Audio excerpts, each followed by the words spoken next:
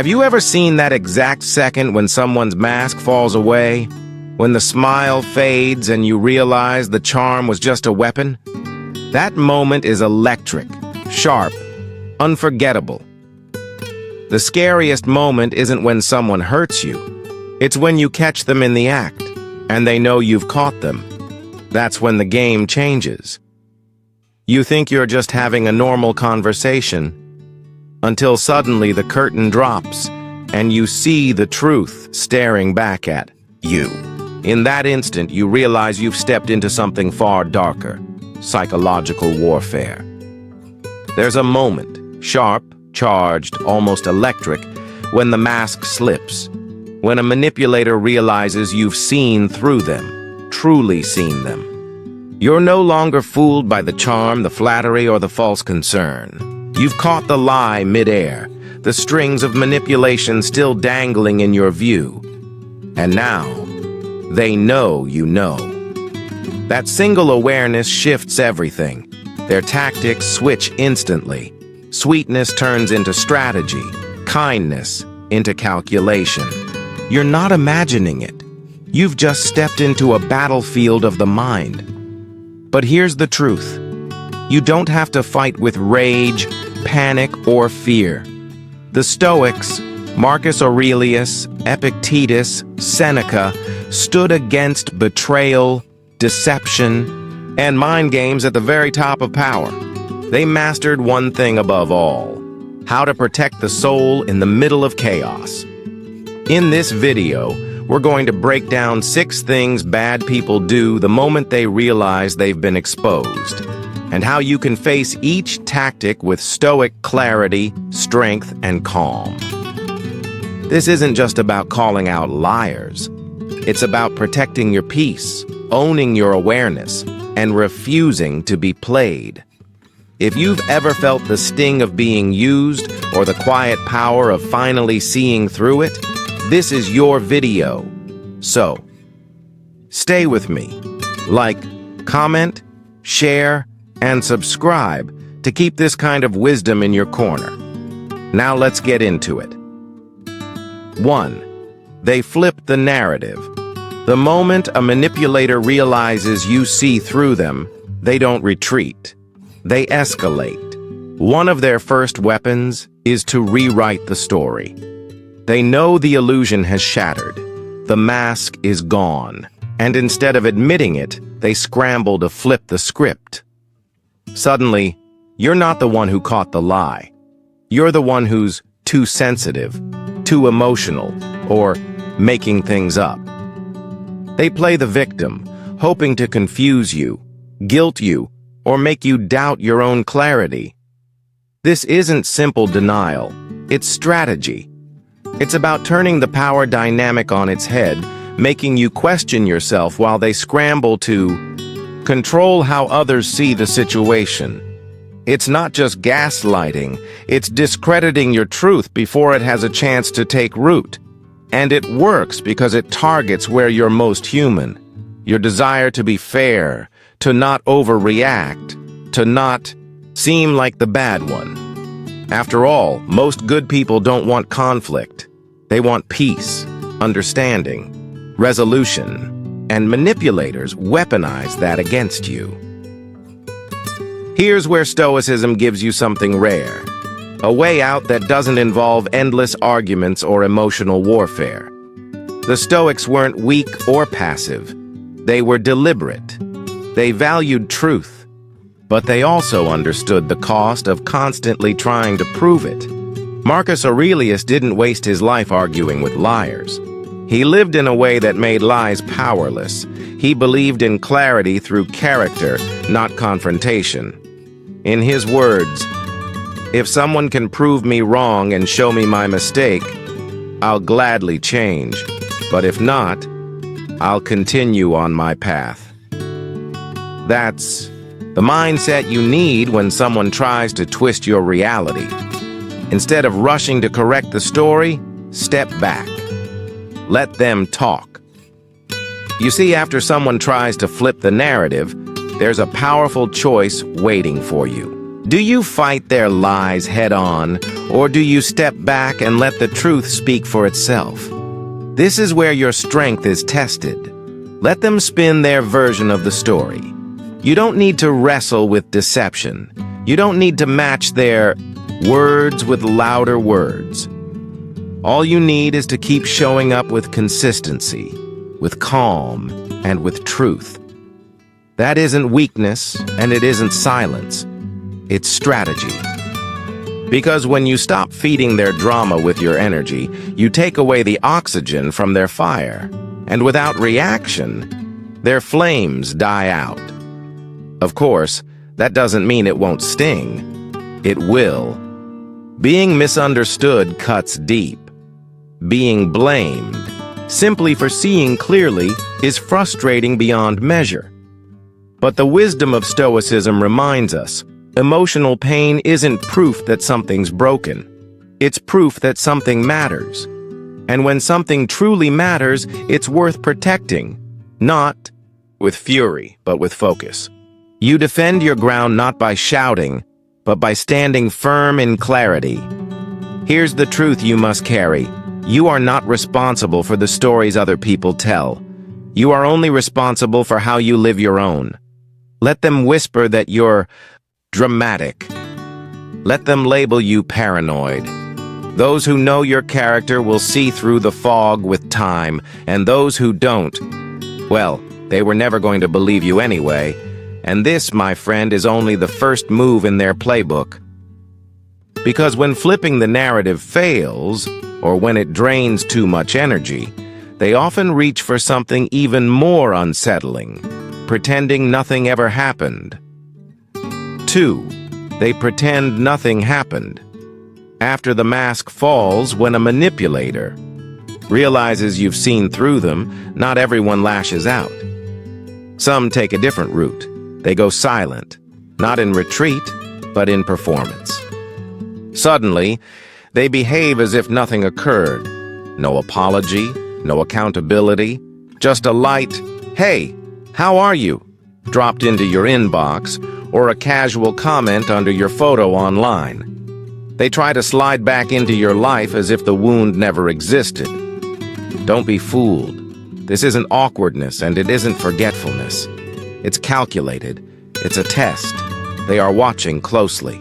They want to know, will you play along? Will you laugh like before? Will you engage like before? Will you let your guard down as if the betrayal never happened? Because if you do, if you respond like everything is normal, they win. Not because they've changed, but because you've wavered. That's the victory they're after. This tactic is dangerous because it strikes where you are most human. Your natural desire to be fair, to not leap to conclusions, to avoid being seen as the bad guy.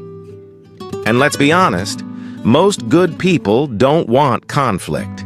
They long for resolution. Manipulators weaponize that longing using your empathy, your emotional intelligence, and your hesitation against you. That's the trap. When you find yourself defending what you already know, just to be heard, just to be believed. But here again, Stoicism hands us something rare and steady, a way out that doesn't require emotional combat. The Stoics were never passive. They were intentional. They saw the immense value of truth, but they also knew the endless cost of trying to prove it. Marcus Aurelius didn't waste his life arguing with liars. He lived in a way that left lies powerless. He trusted clarity that comes from character, not confrontation. As he wrote, "If someone can prove me wrong and show me my mistake, I will gladly change. But if not, I will continue walking my path." That is the mindset you need when someone tries to erase the damage with silence and false warmth. Emotional. Distance is not cold, it is wise. So when someone who once hurt you returns with friendliness but no accountability, you don't need to slam the door shut. But you do need to stand in the doorway, steady and watchful. Don't rush to let them back in. Observe. Let their actions speak louder than their words. And this, right here, is what discernment looks like. It isn't bitterness and it isn't stubbornness. It's the quiet strength of refusing to be fooled by the comfort of familiarity. Because let's be honest, sometimes the biggest temptation isn't anger, but the ease of slipping back into old patterns. If you ever feel guilty for not embracing their sudden friendliness, remind yourself of this. Forgiveness is about releasing the weight, not the wisdom. You can let go of resentment without erasing memory. You can release the bitterness without pretending the harm never happened. Moving forward does not require you to invite someone back into the same position in your life. The Stoics would remind you, your peace is far too valuable to gamble on appearances. You don't owe anyone your trust. What you owe is to yourself, your sanity, your clarity, your wholeness. And here's the truth. This phase, the pretending, can actually feel more unsettling than outright conflict. Why? Because it preys on your empathy. It tempts you to override your instincts for the sake of social harmony. But harmony built on silence isn't peace, it's performance. It's a stage play meant to lull you back into compliance. And when the act fails, when your quiet boundaries speak louder than their friendly words, that's often when manipulators pivot again. If charm can't win you back, if pretense doesn't erase the damage, they turn to something darker: sabotage. 3. They try to undermine you behind closed doors. When someone toxic realizes you've seen through their act, it shakes them to the core. Their entire power depended on your confusion, your doubt, and your silence. Now that those are gone, what's left inside them is fear. Fear of exposure, fear of rejection, fear of becoming irrelevant. And that fear often mutates into something insidious: sabotage. Not out in the open, not where you can see it, but in the shadows, where they feel safest to strike. This is when the whispers begin. Subtle distortions of your words, quiet misrepresentations of your choices, comments delivered with a tone of concern, but sharpened to wound your reputation.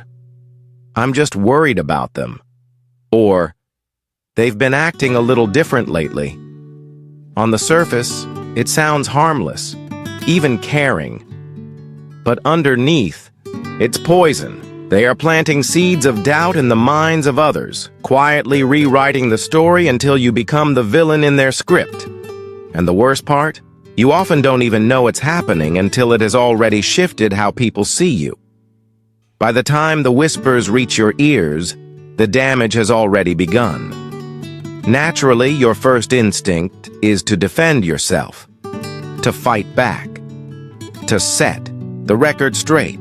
You want to clear your name, to show people the truth. But here's the danger. The moment you step into that arena, you're already playing on their terms. And on their terms, you rarely win. This is where Stoicism offers a strategy that cannot be shaken. Seneca wrote that the true sign of a great mind is not in ignoring insults out of weakness, but in rising above them out of strength. Because here's the reality. You can't out-talk someone who is committed to twisting your image. What you can do is live in such alignment with your values that the lies collapse under the weight of your consistency. You choose to make your actions so steady, so grounded, that over time the gap between who you are and what they say becomes impossible to ignore. That doesn't mean staying silent out of fear. It means responding with precision, not panic. It means speaking with clarity when it is necessary, but refusing to be dragged into a reputation war. The Stoics remind us, your reputation is never fully within your control. What you can control is your character, your choices, the way you carry yourself when no one is watching. If someone is working in secret to undermine you, then let your public life stand as proof of the truth. Let your presence dismantle the rumors. Let time accomplish what words cannot. Because truth, unlike gossip, is never in a hurry. It doesn't scream for attention in sound bites. It reveals itself slowly through patterns and consistency. And yes, along the way, you may lose some people. Those who are quick to judge, eager to believe whatever is easiest. But what you keep is worth far more. Your self-respect, your peace of mind, and the unshakable ability to look at yourself in the mirror without flinching. So don't waste your strength trying to control what others think. You already know what's real. That is enough. But you must also be prepared, because when the whispers and quiet sabotage fail, when you don't return to their control, manipulators often pivot once again. Their next tactic isn't destruction, it's deception. 4. They suddenly change to win you back. When direct tactics collapse, when lies no longer hold, when charm falls flat, when sabotage backfires, some manipulators reach for their most subtle tool yet, the illusion of transformation. Suddenly, they appear different, softer, kinder, more self-aware. They say the right things, offer surprising support, sometimes even apologize, something they would never have done before. But look closely. It isn't growth. It's strategy. They're not evolving. They're adapting. What they want isn't reconciliation or healing. What they want is access. And this is where it becomes deeply confusing, especially if part of you has been hoping they might change. You see them being present, saying things like, "I've been reflecting a lot lately," or "I really want to do better." And for a brief moment, it feels like maybe, just maybe, the version of them you always wished for has finally arrived. But this is where clarity must rise above hope. Because manipulative people don't evolve by genuine growth. They evolve by recalibrating what works on you. If guilt no longer hooks you, they'll lean on charm. If charm fails, they'll try remorse. Here, Stoicism offers its steady hand. Not to kill your hope, but to sharpen it. Marcus Aurelius warned against becoming like those who've harmed us. He wrote, "The best revenge is not to be like your enemy." That means you don't take the bait of emotional gestures with emotional decisions. The Stoic doesn't lash out, doesn't rush in, and doesn't melt at the first shift in tone. Instead, they observe. They pay attention to patterns, not moments. Because real change is not loud. It doesn't arrive with fanfare or grand speeches. It shows up quietly, day after day, in consistency, humility, and self-correction. And most importantly, it doesn't demand instant trust. I once watched someone close to me fall into this trap after months of being devalued and emotionally manipulated. The moment she pulled away, everything about him seemed to change. The Pope. Same man who once mocked her boundaries began praising her strength. He offered support, spoke about going to therapy, even repeated back her own words from their arguments, almost verbatim. It all sounded sincere. For a while, she softened. She slowly let him back in. The mask of remorse didn't last long. Not long after, the old patterns crept back in. Subtle criticisms returned. Boundaries that had once been mocked were pushed again. What had seemed like regret was nothing more than a performance, just long enough to slip past her defenses and regain emotional access. She hadn't been welcomed back with honesty. She had been baited. This is what makes fake change so dangerous. It's rarely loud or dramatic. It's careful, calculated. It feeds you just enough hope to lower your guard. And once the door cracks open, the cycle quietly resets. The Stoic response here is clear. Honor your instincts, but filter them through reason. Stay courteous, stay kind, but keep the gates of your heart locked until time has proven what words cannot. Don't fall for charisma. Look for consistency. Real change doesn't need to announce itself. It proves itself in silence, in steady patterns over time, and even when it does, remember this truth. You are never obligated to rebuild what has been broken. Forgiveness isn't an invitation, it's a release. Still, manipulators who fail to fool you with charm or the illusion of growth rarely stop there. When those tactics collapse, many of them reach for something slower, quieter, but even more invasive. When charm no longer works, they begin to test your boundaries, not by breaking them down in one bold move, but by nudging them, one small inch at a time. 5. They push your boundaries subtly. When a manipulative person realizes they've lost control over you, they rarely just walk away. Instead of storming the gates, they probe the walls. They start small. A casual, "Hey, just thinking about you" text. A vague comment on your post. Something that seems harmless, even friendly. It's the digital equivalent of tapping the glass to see if it will crack. These aren't innocent gestures. They are tests. Small, deliberate moves designed to measure whether your boundaries are firm or just temporary reactions. If you respond, they take it as permission. If you explain, they treat it as negotiation. And if you ignore them, they escalate slightly, step by step, until they either meet something solid or find a way back in. This is the stage where so many people get drawn back into cycles they thought they had escaped. Not because the manipulator did something explosive, but because the pressure was subtle, familiar. It felt easier to reply than to hold the line, easier to be polite than to stay firm. But Stoic philosophy reminds us, boundaries are not built through words alone. They are lived through discipline. Epictetus taught that the only thing truly in our control is our own response. We cannot stop others from testing our limits, but we can control the gate. And sometimes the strongest boundary you can set is silence itself. I watched this unfold with someone named Jordan. After months of recognizing the same cycle of gaslighting and emotional manipulation from someone close to her, she finally drew a firm line.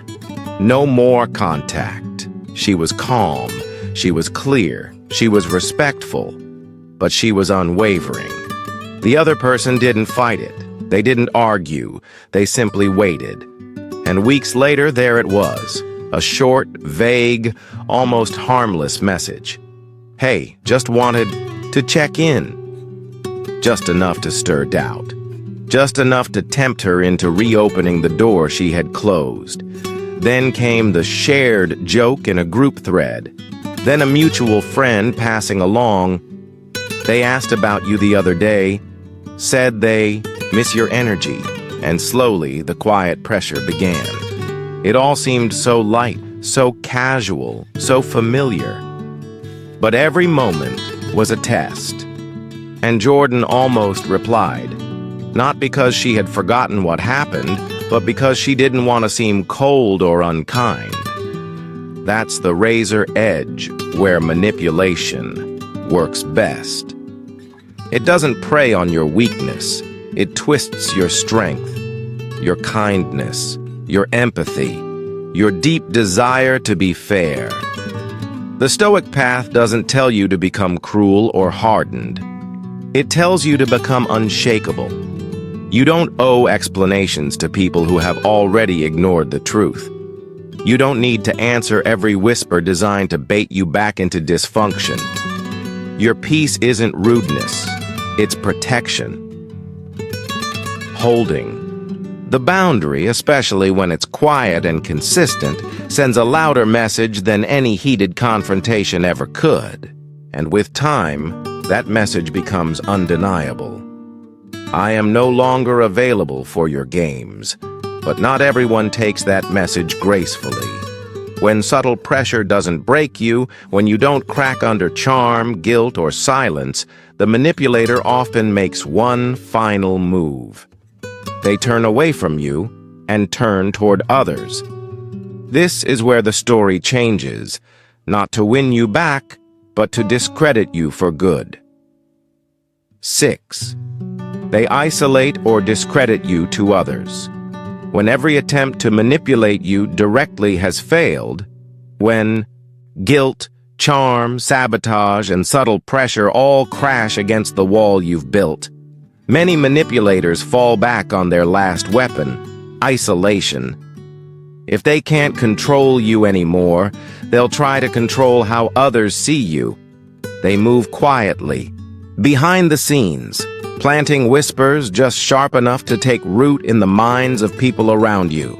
Rarely is it a full assault.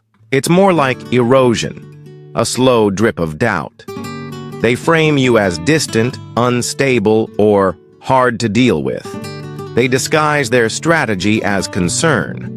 I'm just worried about them, or I just want peace, all while recasting themselves as the calm, reasonable one, and you as the problem.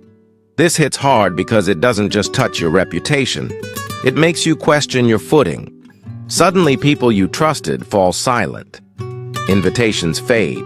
Opportunities seem to slip away. You're not imagining it.